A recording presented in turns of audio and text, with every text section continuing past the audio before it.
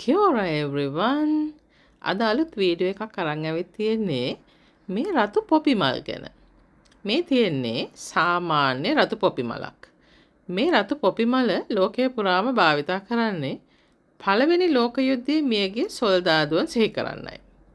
නිව්සීලන්ත වල ඒ දවස් ඒ කියන්නේ පළවෙනි ලෝක යුද්ධයෙන් මියගිය සොල්දාදුවන් සිහි කරන දවසේ දෙන්නේ සාමාන්‍යයෙන් අප්‍රේල් මාසයේ අන්තිම සතියේ සිකුරාදා දවසට.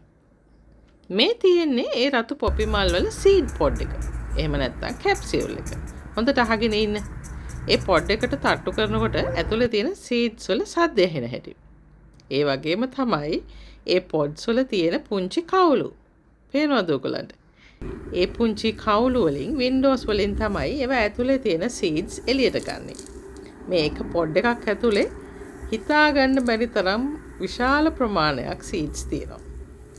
ස්ප්‍රිං සීසන් එකේදී එහෙම නැත්නම් වසන්ත කාලේදී මේ සීඩ්ස් පොඩ්ස් හුළඟට වැනිලා එහෙට මෙහෙට හෙලවිලා මේ කවුළු වලින් තමයි ඒ සීඩ්ස් එළියට විසි වෙන්නේ.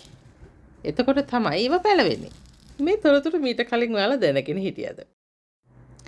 ඒව හරිම ඉන්ටරෙස්ටිං ෆැක්ට්ස් නේද? එහෙනම් ආපහු අලුත් වීඩියෝ එකකින් මුණ ගැහෙමු. Thank you for watching. Cheers!